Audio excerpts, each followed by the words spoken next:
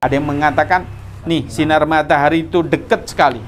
Antum kalau musim panas, tadi aja di Malang itu 35 derajat loh.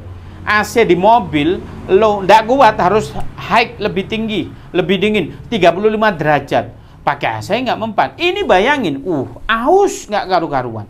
Maka pada saat itu Allah Subhanahu wa taala mengatakan, iya bawalah ini semua umatmu ke Telaga Kausar. Bahkan putri Rasulullah mengatakan, nanti kalau aku mati ingin bertemu engkau di mana? Datanglah ke Telaga Kausar.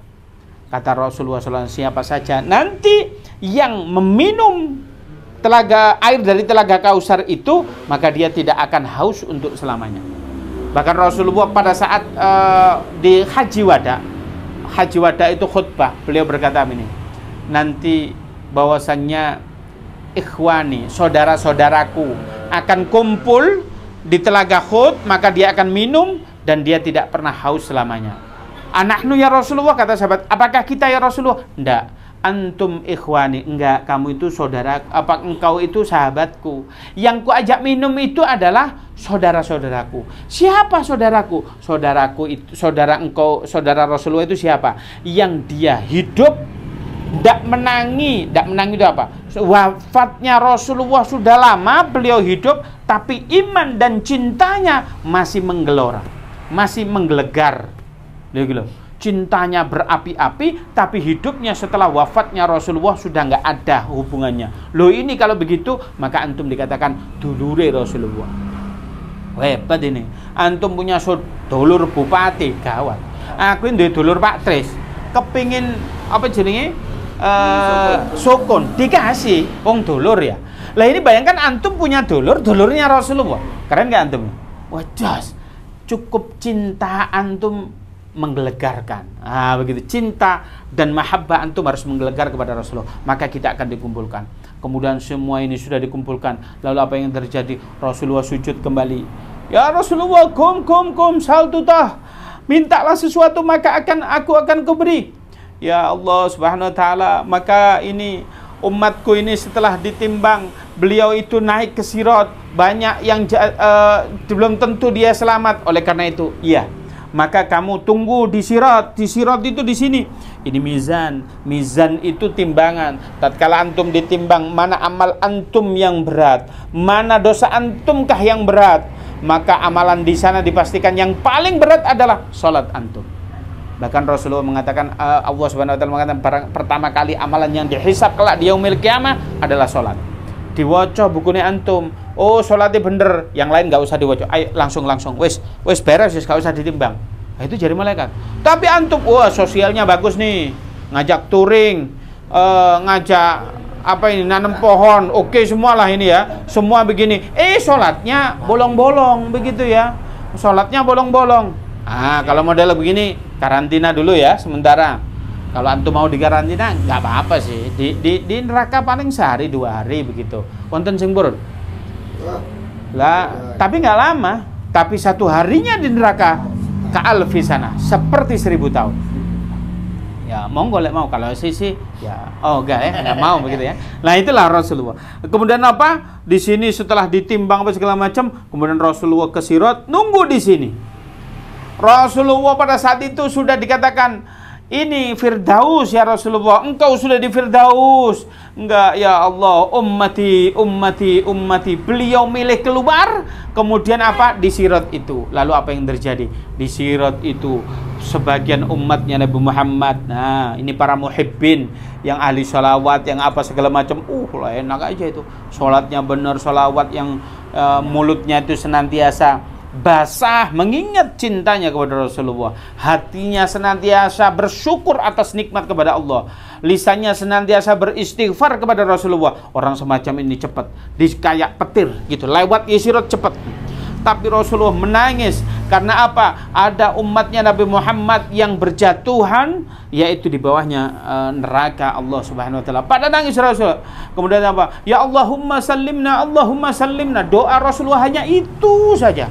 Allahumma sallimna ya Allah, Allahumma sallimna ya Allah, Allahumma sallimna. Itu terus Rasulullah doa terus.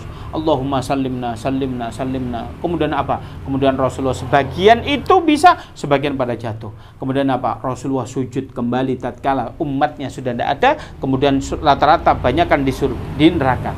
Kemudian Rasulullah sujud. Kemudian apa? Ya Rasulullah, kum sa'altutoh. Ya Rasulullah, kamu bangun, kamu minta, pasti akan kukabulkan. Ya Allah, izinkan kalau ada umatku di dalam neraka, walaupun imannya itu cuma segede biji korma, maka selamatkan ya Allah. Lalu apa? Oke, diiyakan. Datang Rasulullah sudah di Firdaus, enak-enak beliau keluar, datang ke neraka. Malaikat, tolong bantu ini umatku ini sudah nggak kuat ini, tolong diambil. Yang memiliki iman yang apa ini? Yang cuman segede kurma. Orang segede kurma ini gimana ya orangnya? Ya kadang sholat, ya kadang enggak, kadang sholawatan, kadang bully orang sholawatan ya, wong sholawatan di bid'ah nih gini, wis gak karuan lah, pokok wong ruwet iki. Si imannya cuman segede biji kurma. Kemudian apa? Beliau itu langsung diangkat. Oh, ini gosong sudah. Kemudian ada fasilu bima insil jiwal barot, dimandikan dengan air es, kemudian apa? Diminumi dari telaga Kausar, kemudian masuk ke surganya Allah. Lalu setelah dituruti umatnya yang imannya cuman segitu tadi, nggak ada di neraka, Rasulullah sujud lagi. Ya Rasulullah, kum. Lalu apa yang terjadi? Saltutoh, kamu minta pasti akan kuberi. Ya Allah, mohon maaf ya Allah, aku minta umatku walaupun di dalam neraka yang imannya segede jagung, maka masukkanlah dia surga. Oke, silakan. Walaupun segede jagung dicari, ya malaikat cepat, ini agak banyak ini soalnya umatnya. Sudah banyak ini, sudah banyak dikumpulkan karena ini cuma segede jagung ini. Ini yang orang ya kadang sholawat, kadang berot, kadang apa gitu ya. Begitu, udah langsung. Setelah itu nyampe di sini, kemudian dimandikan, mukanya sudah nggak karu-karuan, kemudian dikasih minum di telaga Kausar, kemudian ditaruh surga. Kemudian Rasulullah SAW tetap sujud kembali. Lalu apa yang terjadi? Ya Rasulullah, saltutoh. Bangun ya Rasulullah, bangun, jangan kau sujud. Rasulullah sujud gak berhenti dan nangis terus. Kemudian Rasulullah diminta bangun, kemudian bangun. Ya Allah, selamatkan umatku yang memiliki iman segede biji sawi. Ini orang udah terlalu luar biasa ini, ngawur. Mungkin gak pernah apa ini? Sholawat gak pernah. Bilang asyhadu alla ilaha illallah asyhadu anna Muhammad pas akad nikah aja mungkin barangkali ya. Dulu ya pernah saya ini bilang asyhadu alla ilaha illallah pas akad nikah aja ini. Kemudian apa? Diselamatkan. Saltutoh. Maka pada saat itu umatnya Nabi Muhammad statusnya dia tidak memiliki amalan apapun, itu pun masih dikasih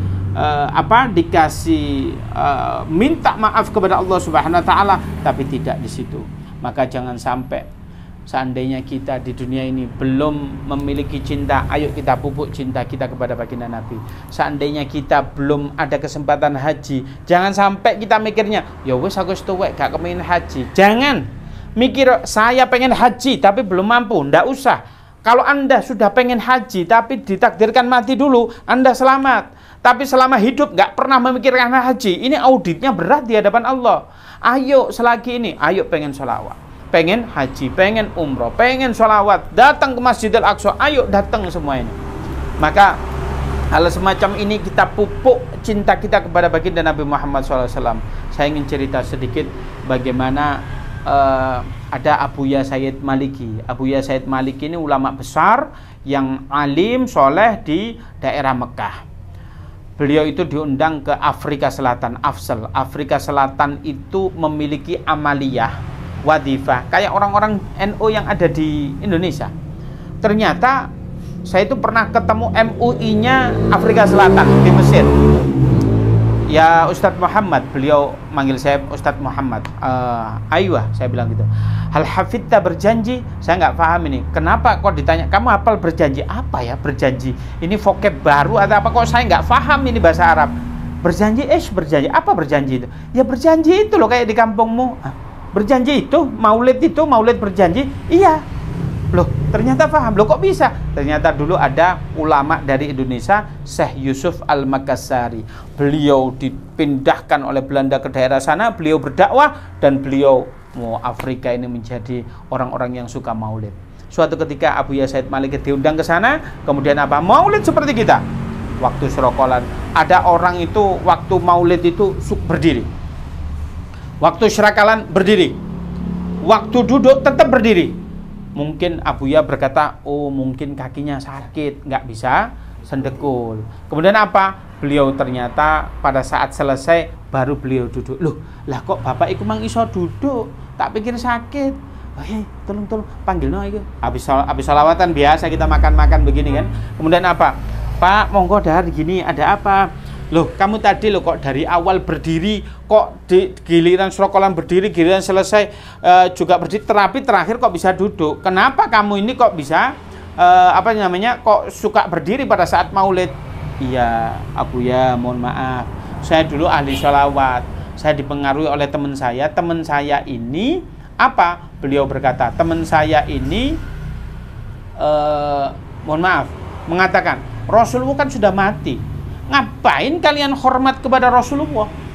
Ngapain kamu sholawatan kok sambil berdiri? Kita syrokolan kan menunjukkan kita takdim kepada Rasulullah. Rasulullah sudah mati, jasadnya jauh di Madinah. Ngapain kamu begitu? Dipikir, iya juga sih, ngapain kita begitu kan? Orang ini berpikir semacam itu.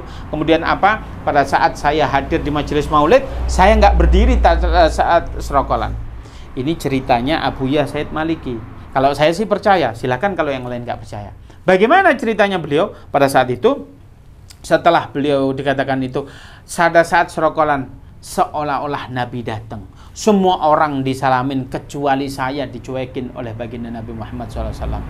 Saya menangis sejadi-jadinya karena saya merasa nggak dianggap sama Rasulullah. Lalu apa yang terjadi? Beliau ternyata nggak bisa berdiri. Selesai majelis maulid, ternyata nggak bisa berdiri. Dia nggak bisa berdiri, lumpuh. Beliau datang ke beberapa dokter, ke rumah sakit, nggak bisa berdiri. Kemudian sampai 2 tahun setengah beliau tatkala malam hari setelah qiyamul lail, beliau bermunajat, ya Allah, aku tahu ini adalah hukumanku atas aku tidak ada akhlak kepada baginda Nabi Muhammad SAW. Oleh karena itu aku tidak berakhlak. Ini hukuman yang sangat-sangat wajar bagi saya. Tapi ya Allah, kembalikan kekuatan kakiku. Aku akan mencintai Rasulullah. Bahkan maulid nanti, kalau aku hadir di majelis maulid, aku akan berdiri walaupun sebelum syarakolan tadi. Berdiri terus. Itulah sejarahnya kenapa Rasulullah ada orang yang di maulid berdiri.